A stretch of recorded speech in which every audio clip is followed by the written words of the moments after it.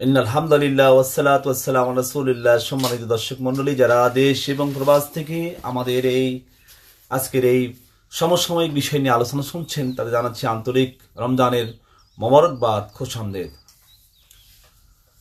এই রমজান মাস নিয়ে আমাদের কয়েক বছর যাবৎ মধ্যপ্রাচ্যে যেগুলো যুদ্ধ সংঘাত শুরু হয়ে যায়, সেই যুদ্ধগুলো রমজান মাসে শুরু হয়।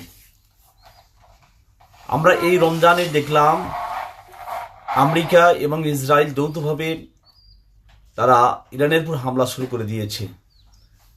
আমরা খবর পেলাম ইরানের সেই মহান নেতা আয়াতুল্লাহ খোমেনি, তিনি আমেরিকার হামলায় তিনি নিহত হয়েছেন, শাহাদত বরণ করেছেন।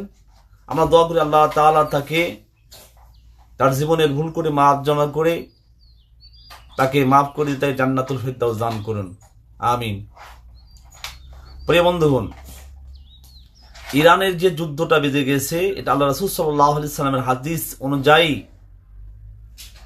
এই পারস্য দেশটা,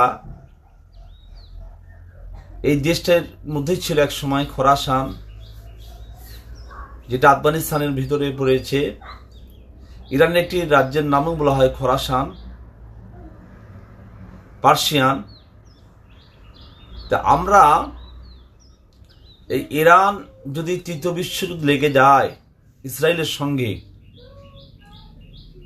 তাহলেই পুরো পৃথিবীতে ইসরায়েলের আধিপত্যবাদ প্রতিষ্ঠা হয়ে যাবে এবং ইসরায়েল তখন আর কাউকে তোয়াক্কা করবে না। এবং এই ইসরায়েল যুদ্ধে, ইরান ইসরায়েল যুদ্ধে ইসরায়েল ব্যাপক ক্ষয়ক্ষতি হবে। হওয়ার পর ইসরায়েলকে দমন করার জন্য খোরাসান থেকে একটা বাহিনী বের হবে। আল্লাহ রাসূল সাল্লাল্লাহু আলাইহি সাল্লামের ভাষায়, তার হাদিস অনুযায়ী এই বাহিনীটুকু এমন আক্রমণ করবে, আল্লাহ রাসূল সাল্লাল্লাহু আলাইহি সাল্লাম বলেছেন, খোরাসান থেকে কালো পতাকা বিশিষ্ট যে বাহিনী তোমরা দেখবে, সেই বাহিনীতে তোমরা সঙ্গী ধারণ করবে, তাদের সাথে তোমরা সফর করবে, তাদের সঙ্গে তোমরা তাদের জিহাদে যুদ্ধে শরীক হবে। যদি বরফের উপর দিয়ে হামাগুড়ি দিয়ে হলেও তাদের সঙ্গে তোমরা একত্রিত হও। আর এই যুদ্ধটা হবে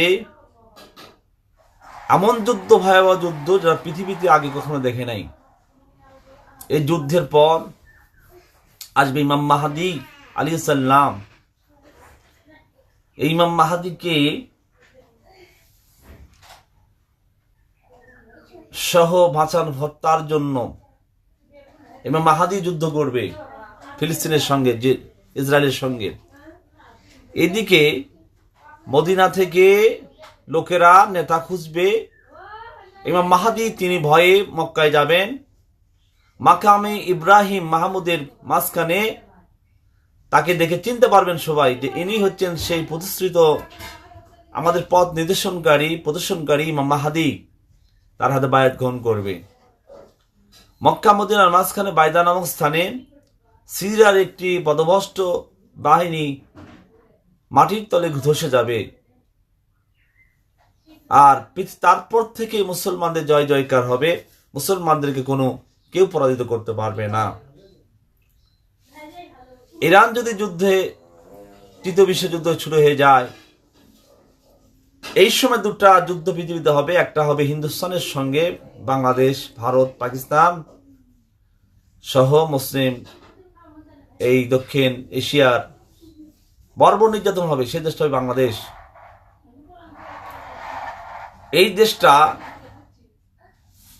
নিয়ে অনেক ইসলামিক স্কলার তারা গবেষণা করে চালিয়েছেন, বলেছে তাহলে যদি এই দেশটা হয়, তাহলে আগামী দিন আল্লাহ তাআলা আমাদের যেন সত্যের পথে, ন্যায়ের পক্ষে আল্লাহ তাআলা যেন আমাদের ঈমান আমল বারাকাত দান করেন, আল্লাহ তাআলা যেন আমাদের সাহায্য করেন, আমরা যেন নেতৃত্ব দান করতে পারি, খুলুসিয়াত নিয়ে যেন আল্লাহ তাআলার রাস্তায় আমরা শাহাদাত বরণ করতে পারি। আখির দাওয়ানা আলহামদুলিল্লাহ আলামিন। আমরা মাজলুমের পক্ষে, জালিমের পক্ষে নই। আমাদের শরীরে এক ফোঁটা রক্তবিন্দু থাকতে আমরা কখনো কাফের, ফুজ্জার, মুনাফিকদের সঙ্গে হব না, ইনশাআল্লাহ।